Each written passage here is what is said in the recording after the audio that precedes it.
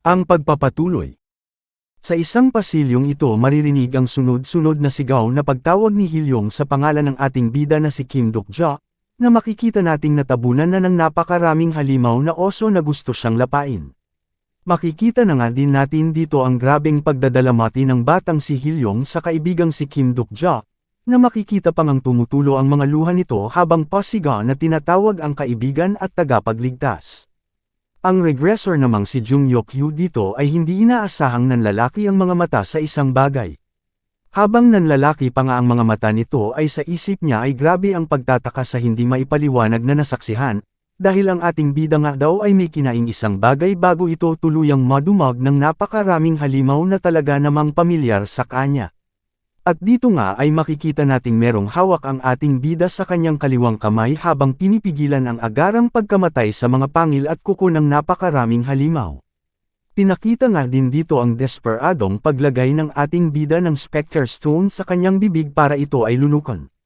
Sa pagkakagat nga niyang ito ay kasabay din ang pagtakbo sa kanyang isip ng mga sinasabi ni Jung Yok-yu, kaya naman nasabi na lamang niya habang ginagawa ang mga desperadong pagkilos ay sinasabi nito sa kanyang isip na parang kinakausap ang regressor na sinasabing alam mo kung ano ito diba, at kahit na alam mo kung ano ito, hindi mo ito kayang magamit. At sa tuluyan ngang pag-uunahan ng mga halimaw na ito para matikman ang ating bida ay makalipas lamang ang ilang segundo ay makikitang parang may lumabas na kakaibang aura, na tila ba sumingaw mula sa nilalapa ng mga halimaw. Sa patuloy nga na pagsingaw ng kakaibang aura na ito at makikitang unti-unti ding nagbabago ang kapaligiran na tila ba umiikot ang buong lugar. Dito naman ay tuloy-tuloy ang paghihinagpis ng bata sa pag-akala na wala na ang kanyang mahal na kaibigan habang patuloy sa paglakas ng di maipaliwanag na pag-indayog ng lugar. Nagtuloy-tuloy ang paglakas ng indayog ng lugar at mga ilang sandali pa ay nag-anunsyo na din ang system na sinasabing ang illusory prison nga daw ay nag-activate. At mula naman sa system ng isang individual ay may dumating na notification na sinasabing siya daw ay naging isang ghost species. Kasunod noon ay ang pagkagising ng ating bida na may pagtataka sa kanyang isip dahil sa isang boses na tumatawag sa kanyang pangalan. Mula sa pagkakahiga sa di malamang lugar ay bumangon ito para umupo at agad na ininda ang nararamdamang sakit ng ulo. Ilang segundo pa ay naalarma ito sa kanyang napansin sa kaliwang part niya na tinungo naman ng kanyang mga tingin. Nakita niya ang isang babae na nakaputing palda at sa baba nito ay may isang lalaki na nakahandusay, wala ng buhay at naliligo sa sarili nitong dugo. Tatawagan sana ito ng ating bida ngunit parang nakilala niya ito kaya tiniklop namang niya ang kanyang mga daliri para hindi ituloy ang pagtawag. Kasunod noon ang pag-anunsyo ng system na sinasabing ang epekto ng kanyang skill na the fourth wall ay lubhang-ham inapagsamantala dahil sa malakas na epekto ng illusory prison. Hindi yun masyadong pinansin ng ating bida bagkus natulala ito sa nakikita sa kanyang harapan na makikitang nanlaki pa nga ang mga mata nito. Habang pinagmamasdan ng lalaking wala ng buhay ay maririnig ang hindi niya pagkatanggap sa kanyang nakikita. Sa pagtingin naman niya sa babaeng nakatayo dito ay talagang lumakas ng sobra ang tibok ng kanyang puso at nasabi sa sarili na sa dami nga daw niyang alaala ay bakit iyon pa. Sa patuloy na pagtibok ng puso ng ating bida na parang kaunti na lang ay sisabog na ito ay sinabi niya sa kanyang sarili na kailangan niya iyong mapaglabanan. Sa sobrang paglaban nga na iyon ng ating bida na parang kahit binabangungot siya ay batid niya sa sarili na hindi iyon totoo, kaya sa pagsusumikap niya ay biglang nawala ang babaeng nakatayo at patay na lalaki sa kanyang harapan at napalitan naman ng purong puting kapaligiran na animoy nasa kaulapan. Sa grabe ng epekto ng ilusyon ay talagang napahawak na ito sa kanyang ulo na talaga namang parang sinasabi na kung nagtagumpay ang bangbangot na iyon ay talagang pwede niyang ikabaliw. Ilang sandali pa ay kumalma na ito ng bahagya at minura ang trauma na nagbalik. Sa isip pa niya na ang ibang alaala nga daw niya ay hindi dapat balikan pa. Habang pinapakita naman ang alaala niyang ito noong papunta sila ng Chungmuru Station at sinasabing ang Spectre Stone nga daw na nakuha niya doon ay pwede kang gawing pagsamantalang ghost species, kapag ito ay iyong kinain ay magsasanhi nga daw iyon ng pagiging invisible at hindi makita ng mga halimaw, ngunit ang kapalit nga daw noon ay ang sapilitang paglabas ng mga sobrang masasamang alaala na sobrang tagal mo nang inilibing. Sa pagtayo na ito ni Kim Duk-ja habang winasiwas ang espada ay nasabi pa niya na ayaw niya nga daw ng ganun, salamat pa nga daw sa kanyang skill na the fourth wall na sobrang makapangyarihan dahil sa nagawa nitong mapigilan ang grabeng epekto ng ilusyon. Kung iba-iba nga daw ang sumubok ng kanyang ginawa ay siguradong mababaliw. Sa mga oras na iyon nga habang pinagmamasdan niya ang notification ay sinasabi niya na ang dapat daw niyang gawin ay antayin na lamang muna ang pagbabalik ng the fourth wall. Kasunod noon ang pagtawag sa kanya ng isang individual na sinabing Jung Yok-yu na ikinagulat ng ating bida dahil may ibang tao sa kanyang dimensyon. Nang lumingon ang ating bida para tingnan kung sino ang tumawag ay nagtanong ulit ang babae kung ang ating bida ay si Jung Yok-yu. Di naman doon nakasagot agad ang ating bida na di maintindihan ang nangyayari. Ilang segundo pa ay sinabi ulit ng babae na ang ating bida ay hindi si Jung Yok-yu dahil mukha daw itong Korean. Sa gulat pa nga ng ating bida ay inakala pa niya na isang trauma ang babaeng kasalukuyang nasa kanyang harapan.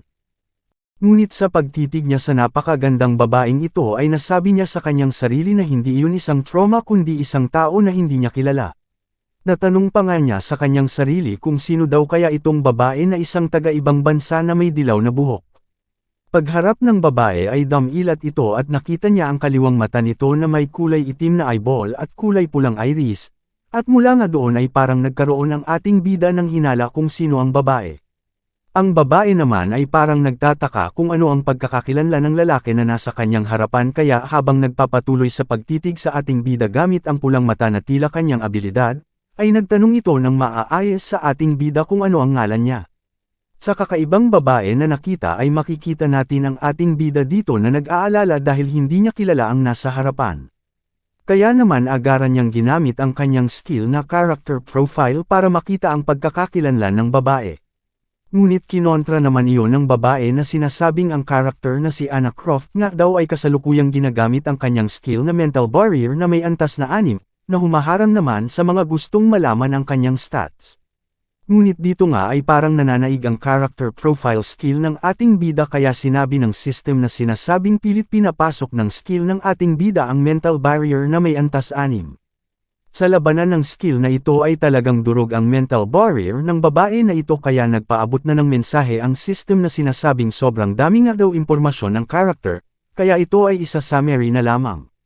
At dito nga ay lumabas na sa ating bida ang character profile ng babae na may pangalang Anna Croft. Ang attribute nito ay isang prophet na may rank na legendary at savior na isa ding legendary. Sa personal skill naman ito ay meron itong future vision na nasa ika-5 antas, past vision ika-4 na antas, insight ika-8 antas, clairvoyance ika-4 na antas, upper class magic ika-4 na antas, mental barrier ika-6 na antas, lie detection ika-6 na antas at archdemon gaze na nasa unang antas. Sa pagkabasa nga ng pangalan ng ating bida sa babae na nasa kanyang harapan ay nasabi niya sa kanyang sarili na tama nga daw ang kanyang hinala kung sino ang nasa harapan. Nagtataka pa nga dito itong si Kim Duk-ja dahil bakit iyon nagpakita sa kanya sa oras na iyon gayon dapat ay dati pa ito nagpakita. Sa isip pa ng ating bida na ang babaeng nasa harapan niya nga daw ay kayang pumasok sa diwa ng kahit na sinong tao sa kahit ilang oras.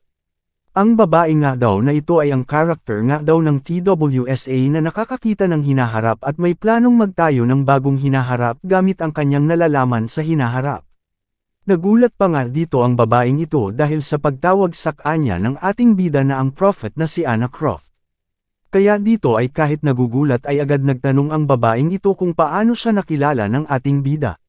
Nakangiti namang sumagot dito ang ating bida na sa kadahilanan nga daw na siya din ay isang prophet na nakakakita ng hinaharap. Kasunod noon ay nag-activate ang babae ng kanyang skill na lie detection na nasa ika-7 antas at ito nga daw ay sinasabing ang ating bida ay nagsisinungaling. Kaya naman parang nenas doon ang babae habang si Kim Duk-ja ay nanlumos sa nasabi dahil hindi daw pala talaga gagana iyon sa totoong prophet. Sa pangyayaring iyon ay kahit naiinis ay makikita ang pasensya ng babae na malumanay paring nagtanong sa ating bida kung sino ito at ano ang pangalan. Ang ating bida naman ay hindi agad sumagot na para bang tinatansya ang kaganapan. Sa isip pa nga niya dito na sa tingin daw niya alam na niya kung ano ang nangyayari. Siguro daw ang babae na nasa harapan niya ay ngayon lamang siya nakita at nangyari nga daw iyon dahil sa paghina ng kanyang the fourth wall. Kung ang skill nga daw ng babae ay nagagawa ang lahat ng bagay na alam niya dito, ano daw kaya ang nararapat niyang gawin? Sa pag-iisip pa ng ating bida dito ay nasabi niya na sa totoo nga lang daw talaga na sa mga oras na iyon ay nade-disappoint siya ng kaunti. Ilang sandali pa nga ay nagtanong na ang ating bida dito sa babaeng si Anna Croft kung hindi ba daw talaga niya kilala siya. Humingi naman ng pasensya ang babae dahil hindi nga daw talaga niya nakikilala ang ating bida. Sa pagsisimula ng pagpapakilala ng ating bida ay tinanong niya sa babae na ang ichthyosaur nucleus nga daw na pinadala niya sa kanya, kung hindi nga daw siya nagkakamali ay natanggap na niya iyon. Habang pinapakita naman ang ating bida na masayang nagtatanong at pinapakita naman ang nucleus na hawak ng ating bida habang sinasabi niya sa Dokkaebi na ipagpapalit niya iyon sa Broken Faith. Hindi pa nga doon tapos si Kim Dokja dahil nagtanong ulit ito sa babae kung hindi ba daw niya ginamit ang magic power ng nucleus para mapalitan ang kanyang mata ng Archdemon's eyeball. Sa narinig ng babae ay lalo itong nahiwagan sa ating bida at makikitang lubhang nagulat sa misteryosong lalaki na nasa kanyang harapan. Mula nga doon ay para makampirma ay nagtanong naman si Anna Croft sa ating bida kung siya nga daw ang humiling ng Broken Faith sa auction house. Kasunod noon ang bilang ng tingin ng babae sa espada ng ating bida na Unbreakable Faith at nagtanong ulit sa pang-apat na beses kung sino ang ating bida at ano ang pangalan nito na parang grabe na ang pagkasabik at GG na malaman iyon. Sa isip ng ating bida dito ay nababangit niya ang Archdemon's eyeball. Itong si Anna Croft nga daw ay isang napakaswerte dahil sa pangyayaring naregaluhan siya ng item na iyon na may halagang 1 million coins. Kasunod noon ay parang nagpapanik itong si Anna Croft kasabay ang makikitang unti-unti nitong paglaho. Kasunod din noon ay nag-anunsyo ang system na ang epekto nga daw ng The Fourth Wall ay dahan-daang nang nagsisimula ng magbalik. Dito nga ay kalahati na lamang ng katawan ng prophet na si Anna Croft ang nakikita at sinasabi ang salitang bakit wala na siyang nakikita na kahit na ano.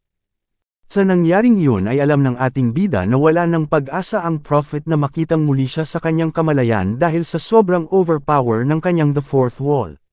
Kaya naman nasabi na lamang niya ng may galit sa babae habang kamakaway na sa susunod nga daw nilang pagkikita, antayin nga daw ang ating bida ng babae hanggang sa dumating ang araw na iyon.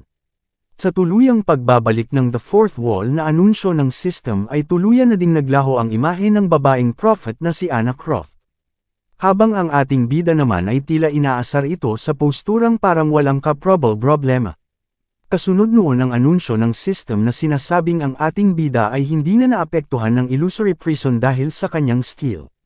Kasunod din ay makikitang napaupo si Kim Dokja na parabang nanghina ito at kanina pa tinitiis ang sobrang samang pakiramdam na nasabi pa sa sarili na masyado nga daw siyang natagalan sa kanyang ginawa.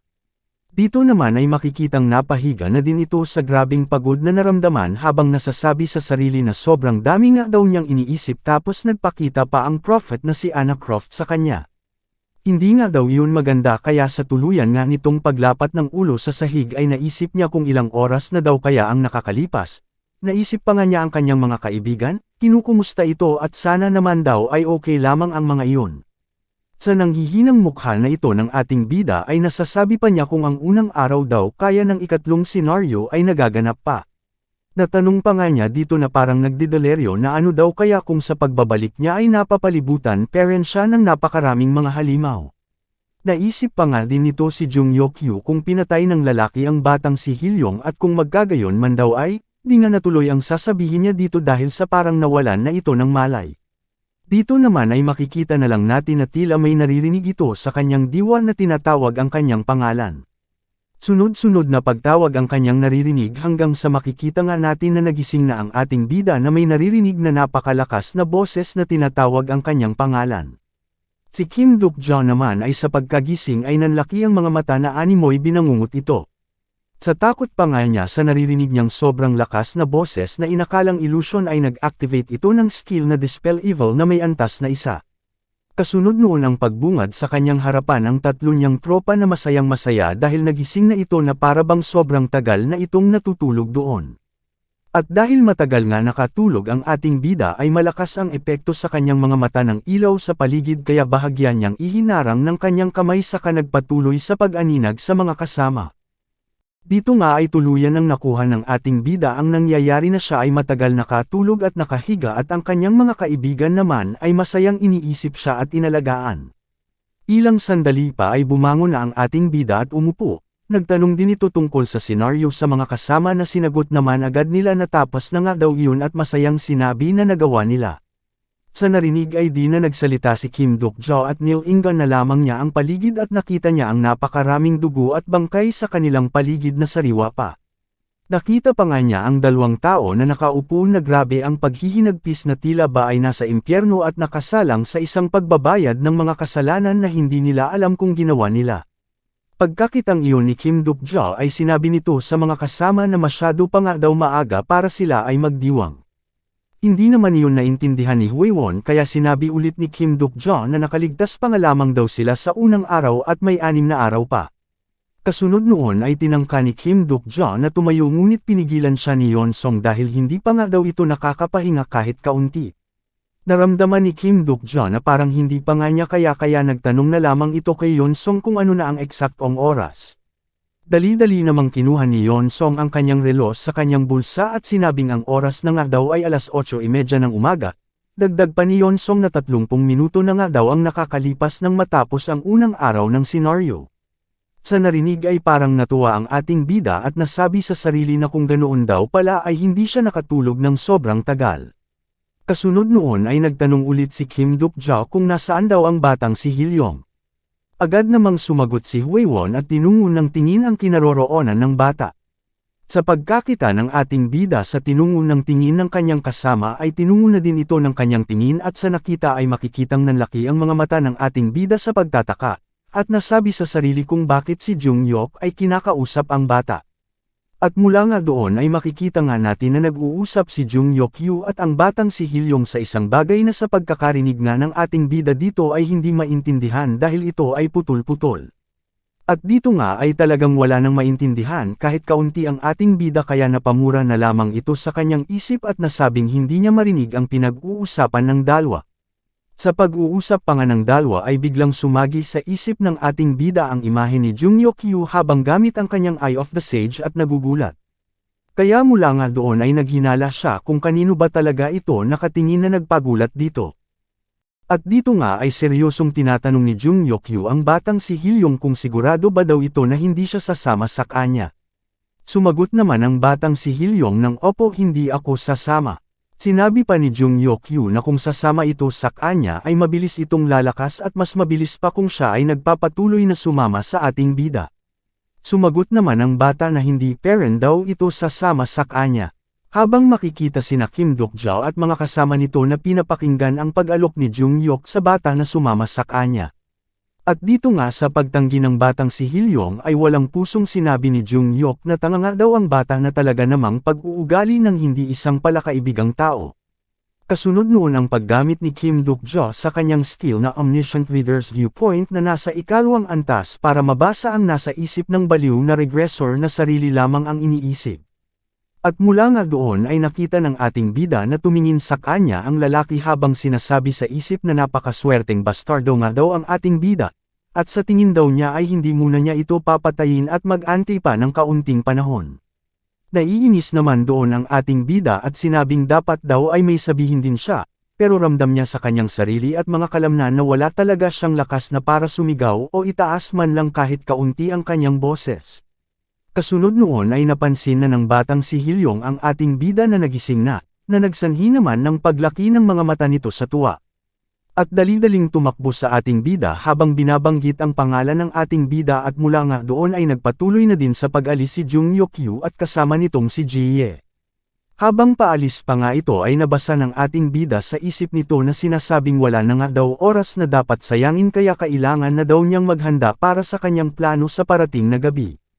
Habang padampi ang yakap ng sobrang sayang bata sa ating bida ay makikita naman natin si Kim Duk-jo na iniisip kung ano daw kayang plano ang isiisip ng regressor.